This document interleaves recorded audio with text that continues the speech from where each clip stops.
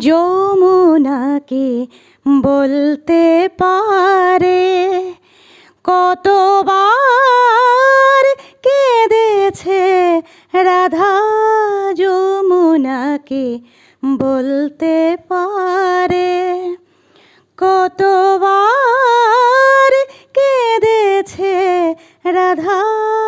যমুনাকে বলতে পারে আনমনে চলতে গিয়ে, আনমনে চলতে গিয়ে কোন পথে পেয়েছে বাধা।